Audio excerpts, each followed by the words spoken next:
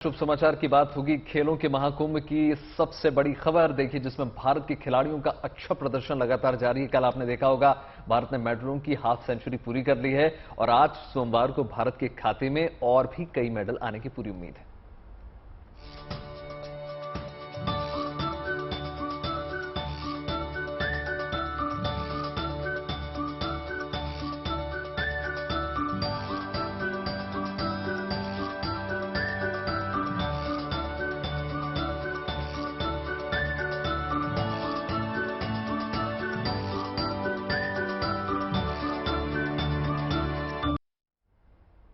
तो देखिए, Commonwealth games में रविवार का दिन भारत के लिए शानदार रहा। संडे को भारतीय खिलाड़ियों ने 5 गोल्ड मेडल्स जीते। कुल 15 मेडल भारत के नाम रहे। टेबल टेनिस मिक्स डबल्स में शरद कमल और श्रीजा अकुला ने स्वर्ण पदक दिखाया। वहीं बॉक्सिंग में निखत जरीन और गोल्ड दिलाया। मेंस ट्रिपल जंप की अगर बात करें तो एल्दोस पॉल स्वर्ण पदक जीते और बॉक्सिंग में अमित पांचाल और नीतू पांचाल ने गोल्डन पंच लगाया। भारत की कुल पदक संख्या बढ़कर के अब 55 हो चुकी है। इनमें 18 स्वर्ण, 15 रजत और 22 कांस्य पदक हैं। मेडल टैली में भारत अब 5वें नंबर पर पहुंच चुका है।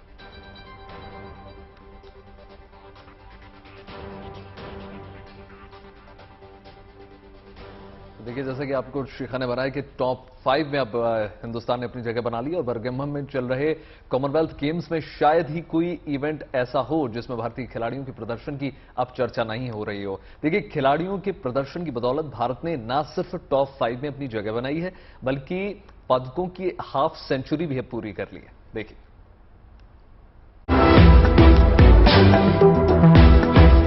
आधी रात में हिंदुस्तान की महिला ब्रिगेड ने पसीना बहाते हुए सिल्वर मेडल अपने नाम किया। गोल्ड का पीछा करते हुए टीम जीत की तहलीज पर पहुंच चुकी थी।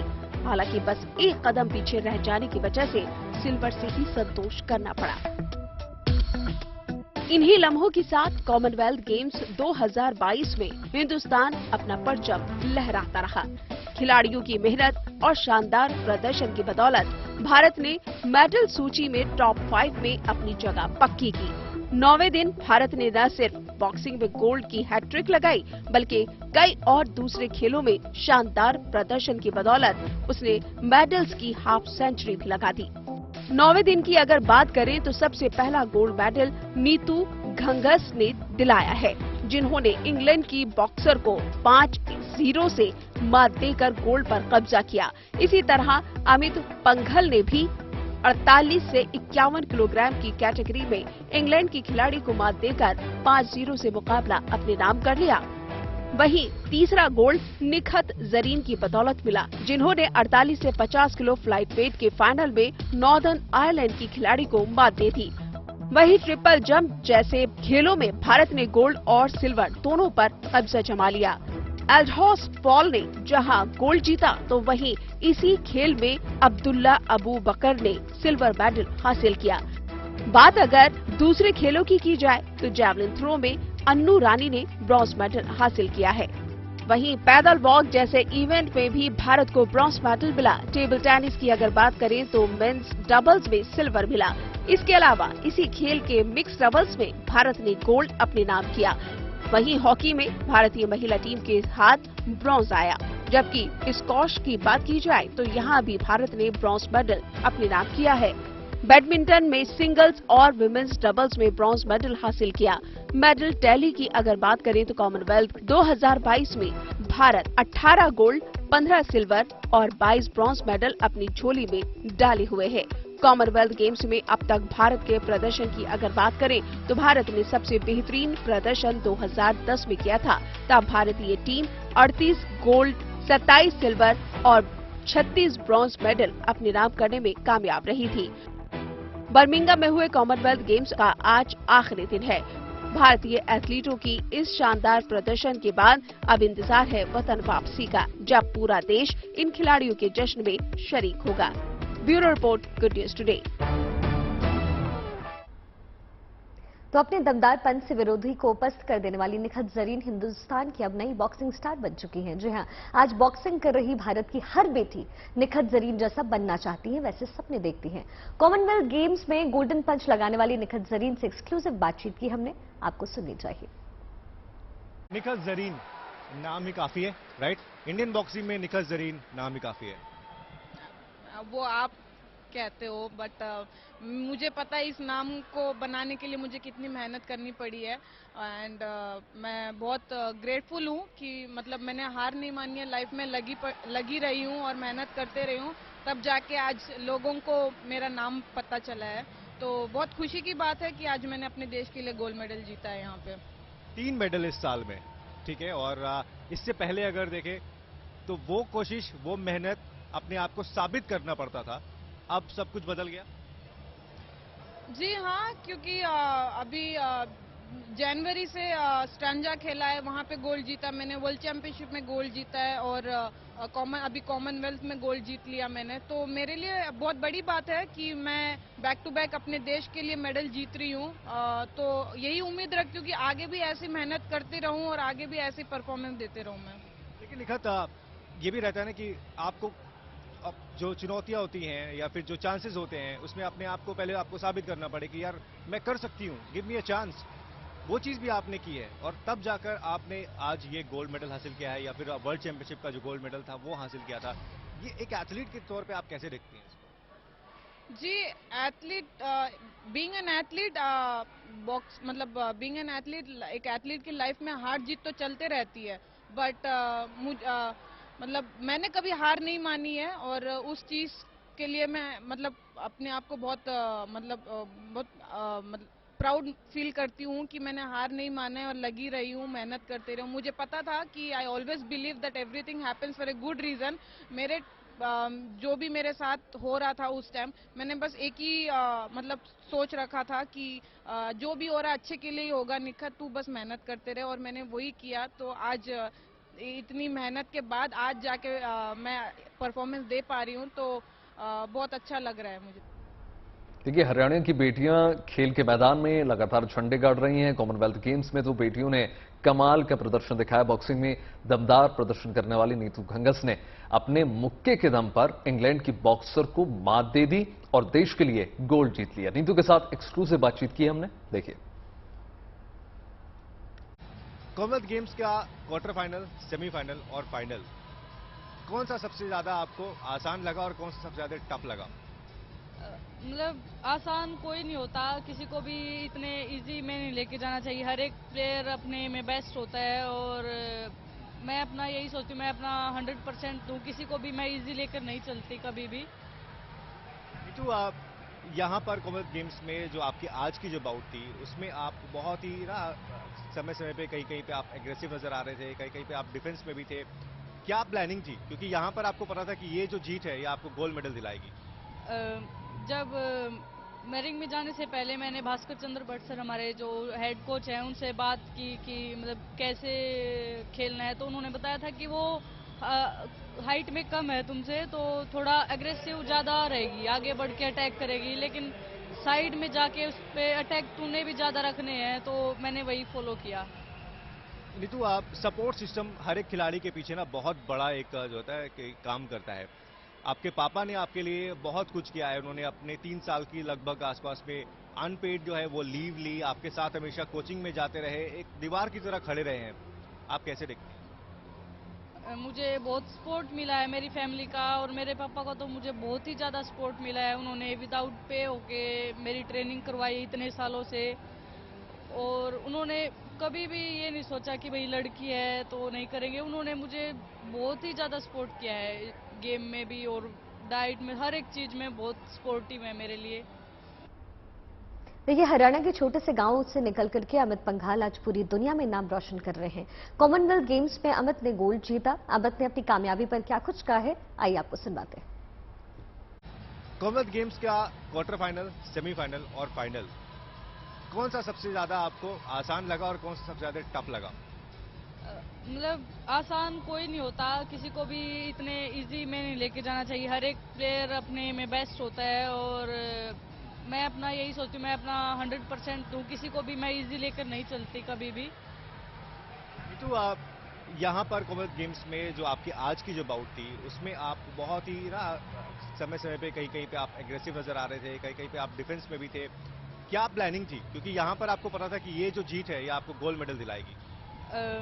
जब मैरिंग में जाने से पहले मैंने भास्कर चंद्र भट्ट सर हमारे जो हेड कोच हैं उनसे बात की कि मतलब कैसे खेलना है। तो उन्होंने बताया था कि वो हाइट में कम है तुमसे, तो थोड़ा एग्रेसिव ज़्यादा रहेगी, आगे बढ़ के अटैक करेगी, लेकिन साइड में जाके उस पर अटैक तूने भी ज़्यादा रखने हैं। तो मैंने वही फॉलो किया। नीतू, आप सपोर्ट सिस्टम हर एक खिलाड़ी के पीछे ना बहुत बड़ा एक जो होता है कि काम करता है। आपके पापा ने आपके लिए बहुत कुछ किया है। उन्होंने अपने 3 साल की लगभग आसपास में अनपेड जो है वो लीव ली, आपके साथ हमेशा कोचिंग में जाते रहे, एक दीवार की तरह। तो देखा आपने कि किस प्रकार से ये वो खिलाड़ी हैं जो पहले होप थे हिंदुस्तान की और अब फाइनली गोल्ड मेडल लेकर आए हैं। देखिए, कॉमनवेल्थ गेम्स में भारतीय खिलाड़ियों का प्रदर्शन शानदार रहा है। मेडल जीतने वाले खिलाड़ियों ने अपनी असाधारण मेहनत के बूते ये मुकाम अपने नाम हासिल कर लिया और यही वजह है कि बर्मिंघम से लेकर बहादुरपुर गांव तक जश्न की तस्वीरें लगातार छाई हुई हैं। देखिए, ये तस्वीरें तेलंगाना के निजामाबाद की है, बॉक्सर निखत जरीन के घर की, जहां उनकी जीत का जश्न परिवार भी मना रहा है। बॉक्सिंग में निखत की जीत का जश्न उनके घर पर मनाया गया। जैसे ही परिवार की बेटी के नाम का ऐलान विजेता के तौर पर हुआ, घर के लोग खुशी से उछल पड़े और एक दूसरे को मिठाई खिलाकर मुबारकबाद देते हुए नजर आए।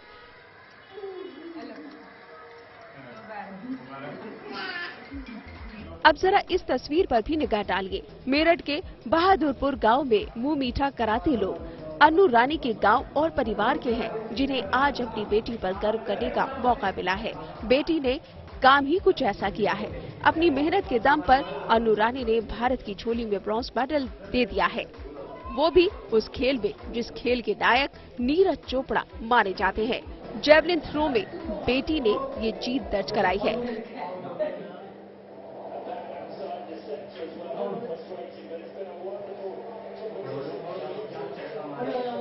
बहुत खुशी हो रही है, देश के लिए मेडल लिया है, बहुत अच्छी बात है, बहुत गर्व की बात है।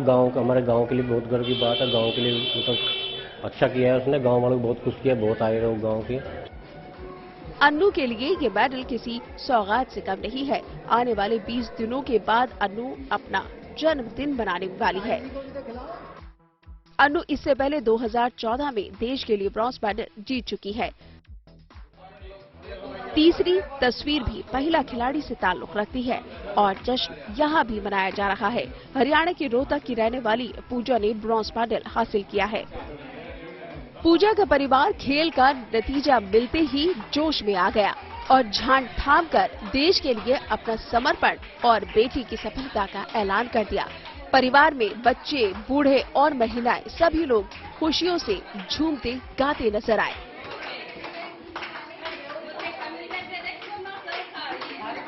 और साथ ही भारतीय महिला हॉकी टीम ने बर्मिंघम कॉमनवेल्थ गेम्स में ब्रोंज मेडल जीतकर इतिहास रच दिया। भारत ने ब्रोंज मेडल मुकाबले में न्यूजीलैंड को शूटआउट में 2-1 से पराजित किया।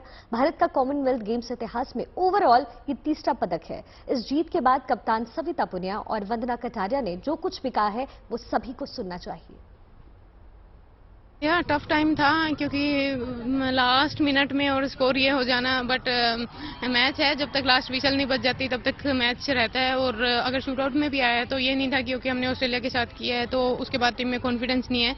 और शायद सबसे ज़्यादा मेरी रिस्पॉन्सिबिलिटी थी कि टीम को कॉन्फिडेंस दिलाना कि ओके मैं अपना काम करूंगी, तुम सिर्फ काम रहो, अपना काम करो और शायद हम ये मैच जीत के ही जाएंगे यहाँ से।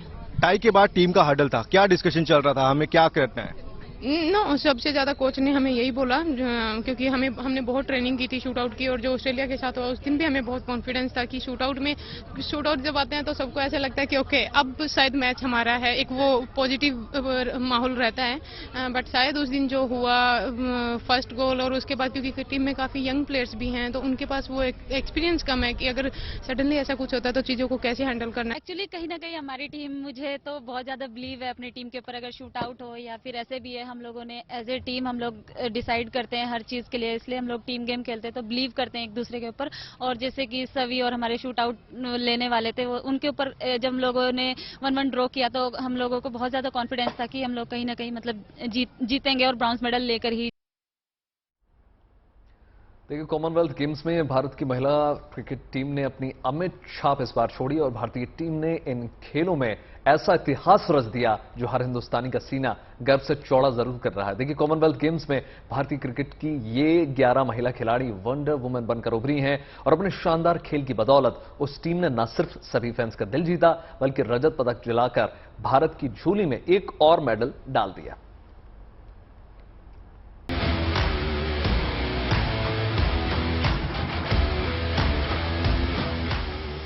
कॉमनवेल्थ गेम्स में भारतीय महिला क्रिकेट टीम भले ही स्वर्ण पदक ना जीत पाई हो, लेकिन ऑस्ट्रेलिया के खिलाफ फाइनल मुकाबले में उनका प्रदर्शन 100% खरा था। फाइनल मैच में ऑस्ट्रेलिया ने टॉस जीतकर पहले बल्लेबाजी करते हुए 161 रन बनाए। हालांकि जवाब में भारत की टीम 19 ओवर और 3 गेंदों में 152 रन पर ऑल आउट हो गई और महज 9 रनों से हारकर टीम इंडिया को रजत पदक से संतोष करना पड़ा। सिल्वर मेडल एक बहुत बड़ी अचीवमेंट होती है और हम लोग फर्स्ट टाइम पार्टिसिपेट कर रहे थे। उसके साथ साथ सिल्वर मेडल लाना ही समथिंग विच इज़ बहुत बड़ी अचीवमेंट है। और अगर देखा जाए तो ऐसी सिचुएशन आ गई थी यहाँ पे हम लोग इस मैच को निकाल सकते थे, बट अगेन लास्ट 4-5 ओवर जो थे वो जैसे हम लोग सोच रहे थे उस हिसाब से नहीं गए। और आई थिंक यही एक क्रिकेट की ब्यूटी है। आपको एक टाइम पे लगता है कि आप एक अच्छी पोजीशन पे हैं और एक टाइम के बाद ऐसे लगता है कि आपके हाथ से गेम निकल गया। तो वही सब आज हमारे साथ हुआ। ये पहली बार है कि महिला क्रिकेट को कॉमनवेल्थ गेम्स में शामिल किया गया था और इस पहली बार में ही महिला क्रिकेट सिल्वर मेडल जीतने में न सिर्फ कामयाब रही बल्कि एक इतिहास भी रच डाला, क्रिकेट फैंस का दिल भी जीत लिया।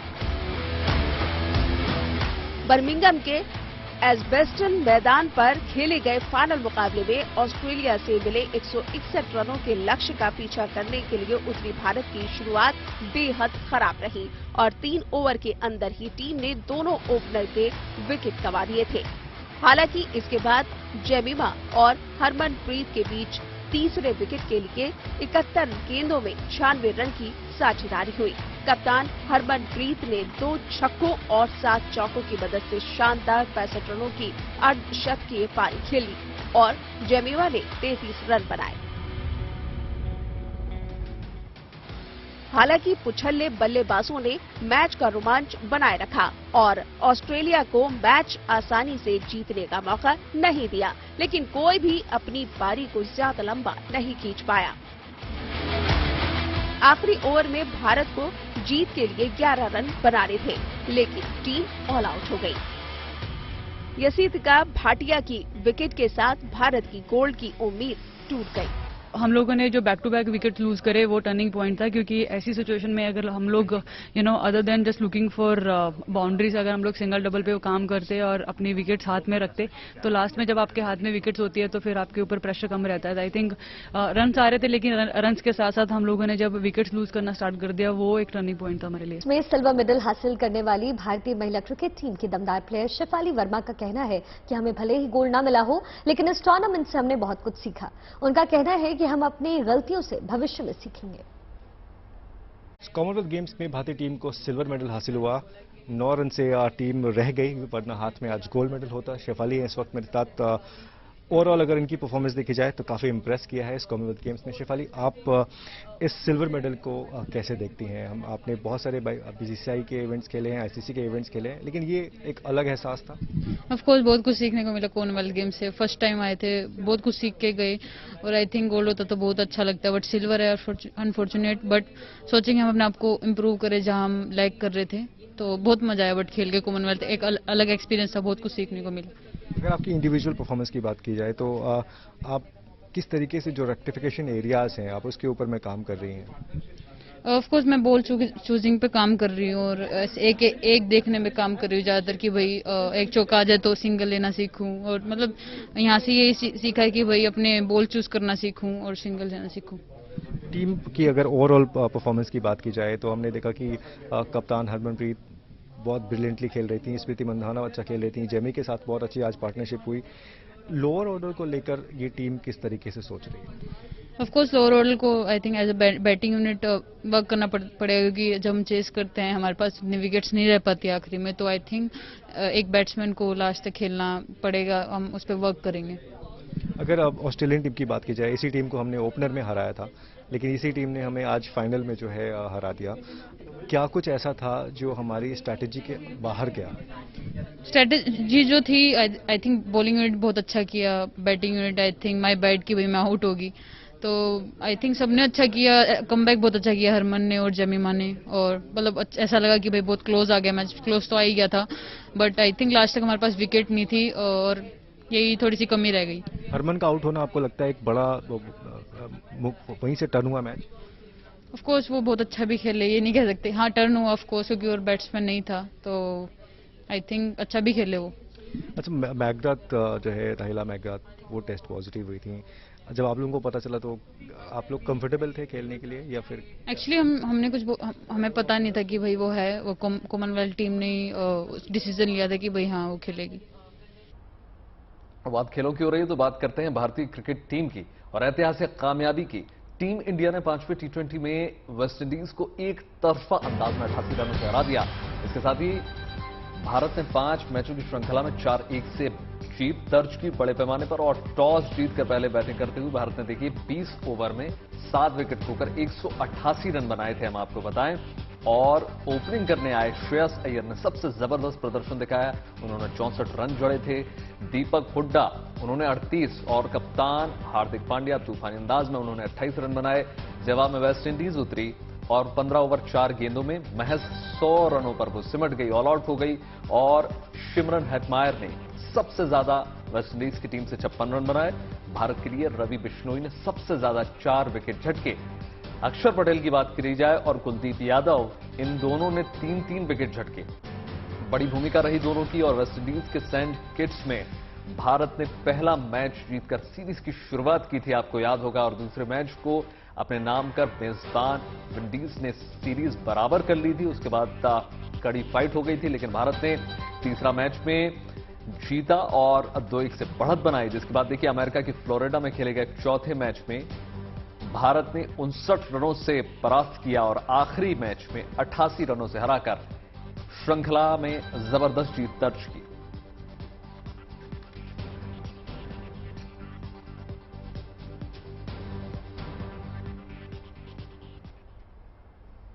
और चलिए अब खबरों में आगे बढ़ते हैं और बात करें सावन की। आज सावन का आखिरी सोमवार है, इसे श्रद्धा और उल्लास के साथ मनाया जा रहा है। रात से ही शिवालयों में जलाभिषेक और दुग्ध अभिषेक शुरू हो चुका है। आपके सामने अलग अलग शहरों की 6 तस्वीरें हैं और ये तस्वीरें बता रही हैं कि भोले के भक्तों में सावन के आखिरी सोमवार को लेकर कितना उत्साह है। काशी के विश्वनाथ मंदिर में आस्था का सैलाब उमड़ा पड़ा है। भक्त जलाभिषेक के लिए लंबी लंबी कतारों में खड़े नजर आए। देवघर में भी शिव के भक्त बाबा की झलक पाने के लिए लाइनों में इंतजार करते नजर आए। वहीं मेरठ की बात करें तो मेरठ के बाबा औघड़नाथ मंदिर में भी भक्तों का सैलाब नजर आया। उज्जैन भी आज हर हर महादेव की गूंज से गूंजता सुनाई दे रहा है। यहाँ के महाकालेश्वर मंदिर में भक्त के दर्शनों के लिए भारी संख्या में भीड़ उमड़ी पड़ी है। दिल्ली के श्री गौरीशंकर की बात करें, श्री गौरीशंकर मंदिर के अलावा प्रयागराज में भी शिव के भक्तों की भक्ति देखते ही बन रही है वैभव जी।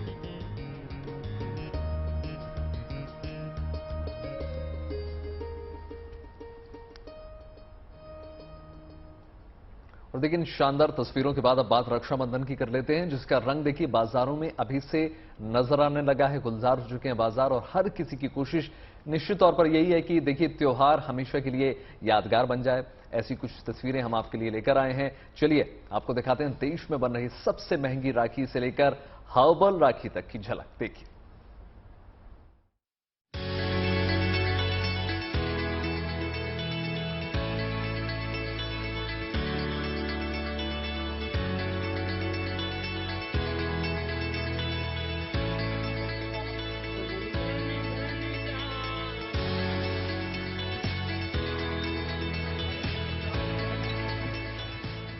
भाई और बहन के प्रेम और स्नेह के त्योहार रक्षाबंधन को लेकर पूरे देश में तैयारियां चल रही हैं। बाजार में रंग बिरंगी राखियां पटी हैं। देश के अलग अलग शहरों में रक्षाबंधन की स्पेशल तैयारियां अपने चरम पर हैं। यूं तो रक्षाबंधन के पर्व पर रेशम के धागे से बनी राखियां ही बहनें अपने भाइयों की कलाई पर बांधा करती हैं, लेकिन शहरी इलाकों में बदलते समय ने राखियों की परिभाषा ही बदल दी है। इसकी एक झलक दिखी सूरत में, जिनकी कीमत 5 लाख रुपए तक है।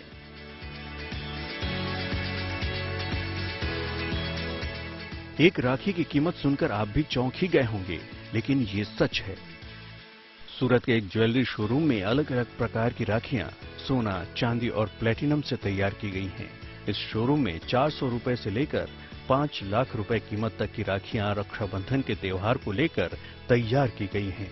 ज्वेलर दीपक भाई चौकसी का कहना है कि ये राखियां रक्षाबंधन के बाद गहने के रूप में भी पहनी जा सकेंगी।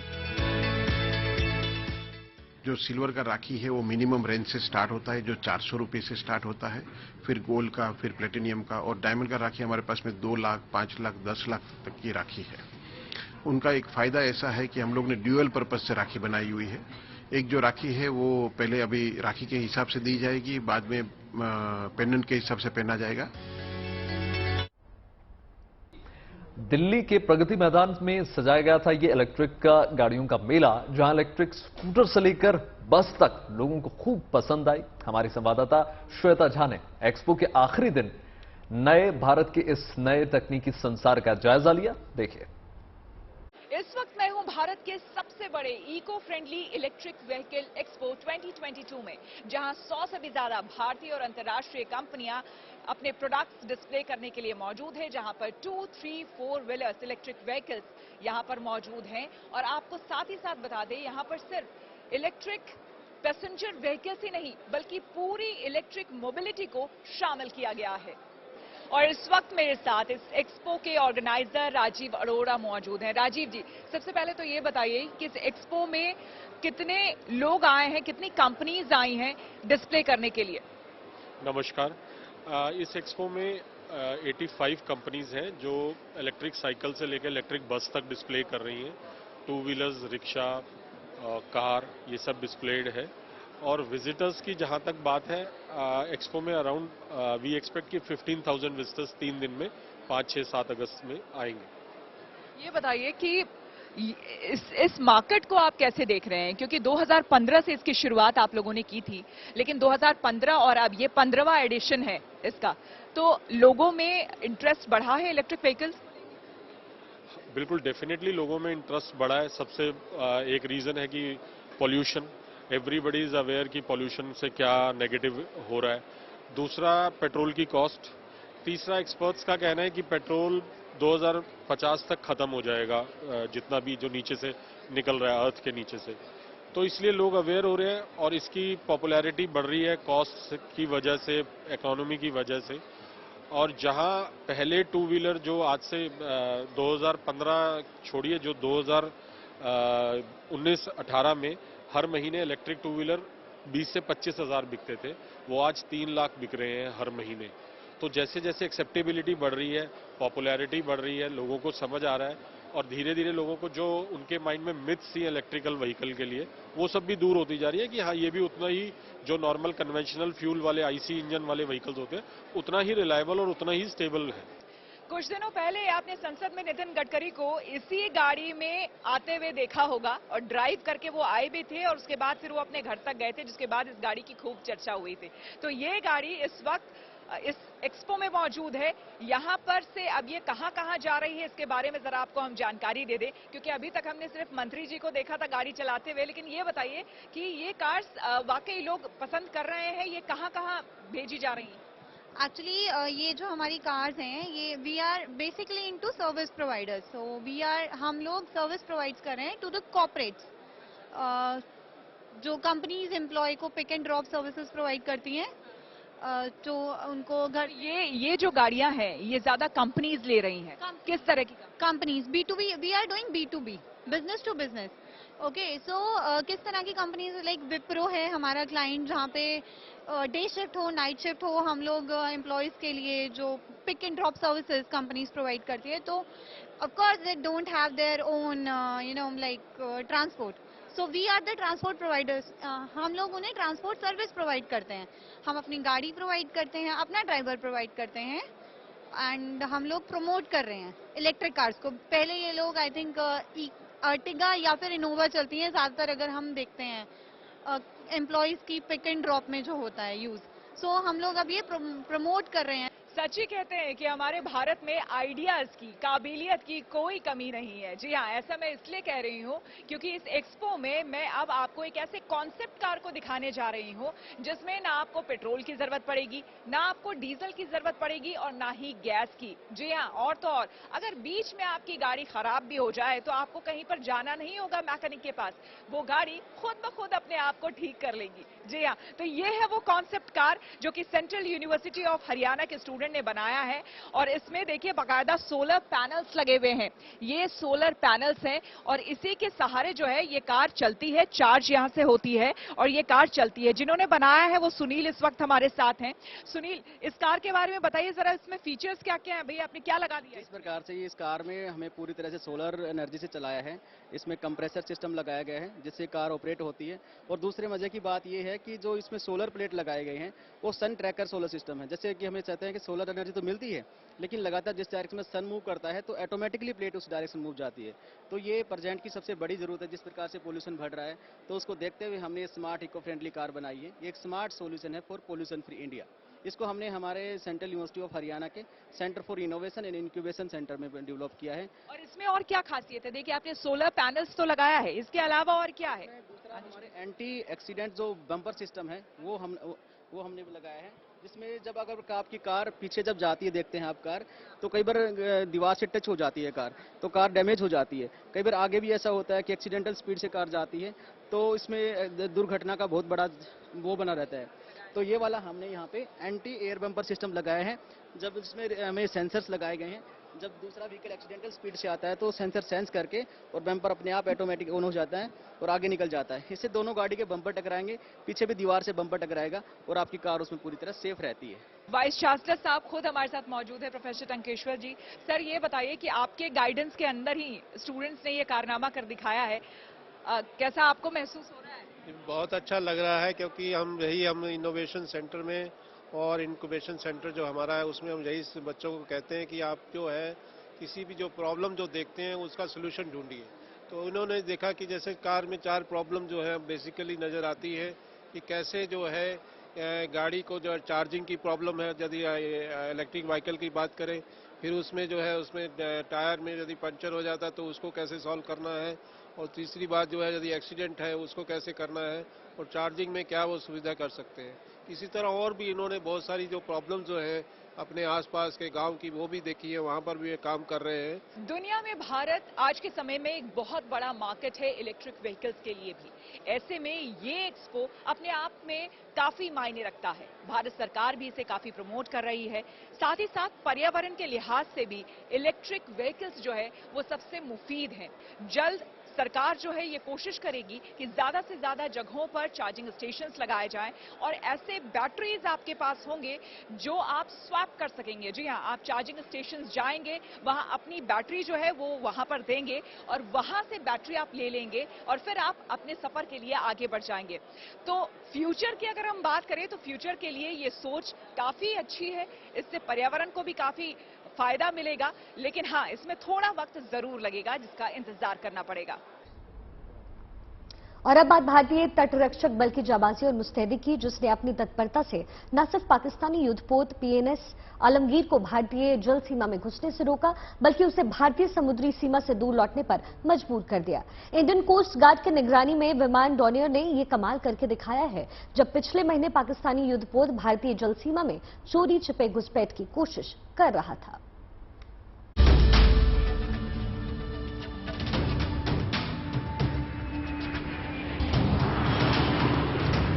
इंडियन कोस्ट गार्ड का डॉर्नियर प्लेन तब हमेशा की तरह समुद्री सुरक्षा पर तैनात था, देश की जल सीमा को महफूज रखने के लिए निगरानी पर था। जब उसके रडार ने पाकिस्तानी घुसपैठिए का पता लगाया और उसे भारतीय जल सीमा से खदेड़कर भागने पर मजबूर कर दिया। घटना पिछले महीने की है। भारी मानसून के दौरान समुद्र में ऊंची ऊंची लहरों के बीच पाकिस्तान नौसेना के युद्धपोत पीएनएस आलमगीर ने गुजरात तट पर दिन के समय में भारतीय जल क्षेत्र में प्रवेश करने की कोशिश की थी, लेकिन इससे पहले कि पीएनएस आलमगीर अपने नापाक मंसूबे में कामयाब होता, इंडियन कोस्ट गार्ड के सर्विलांस प्लेन डॉर्नियर ने उसकी करतूत का पता अपने रडार के जरिए लगा लिया। डॉर्नियर विमान ने अपने कमांड सेंटर को भारतीय जल क्षेत्र में पाकिस्तानी युद्धपोत की मौजूदगी के बारे में सूचित किया और उसी वक्त पीएनएस आलमगीर की घेराबंदी कर दी। आलमगीर के ऊपर डॉर्नियर मंडराता रहा। विमान ने पाकिस्तानी युद्धपोत से भारतीय जल क्षेत्र में प्रवेश के बारे में पूछा, लेकिन पीएनएस आलमगीर के कैप्टन ने किसी तरह का जवाब नहीं दिया। इसके बाद डॉर्नियर युद्धपोत के सामने की तरफ बहुत नजदीक से गुजरा और उसे भारतीय सीमा से बाहर जाने की चेतावनी दी।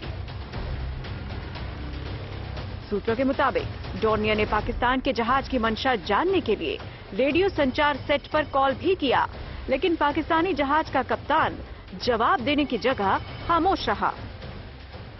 जब पाकिस्तानी जहाज के इरादे संदिग्ध दिखे तो डॉर्नियर ने उसके सामने 2 से 3 बार एग्रेसिव फॉर्मेशन में उड़ान भरी। पाकिस्तान को डॉर्नियर के आक्रामक होने का अनुमान लग गया, लिहाजा उसने वापस लौटने में ही अपनी भलाई समझी। मुमकिन है कि पाकिस्तान इस घुसपैठ के जरिए समंदर में भारतीय प्रतिक्रिया तंत्र में खामियों का पता लगाने की कोशिश कर रहा होगा, लेकिन इंडियन कोस्ट गार्ड ने जिस तरह रिएक्ट किया उससे पाकिस्तान अवाक रह गया और इससे पहले कि भारत के जंगी जहाज उसकी घेराबंदी करते, पीएनएस आलमगीर भारतीय सीमा से वापस चला गया। इसके बाद भी डॉर्नियर ने दूर जाने तक पाकिस्तानी जहाज पर नजर रखी। वैसे ये पहली बार नहीं जब पाकिस्तानी नौसेना के किसी युद्धपोत ने ऐसी नापाक हरकत की हो। पाकिस्तानी नौसेना के युद्धपोत लगातार गुजरात तट पर भारतीय संपत्तियों और तैयारियों का जायजा लेने की फिराक में लगे रहते हैं, लेकिन भारतीय तटरक्षक बल की मुस्तैदी के आगे उनकी सारी योजनाएं धरी रह जाती हैं। मंजीत नेगी के साथ bureau report, good news today.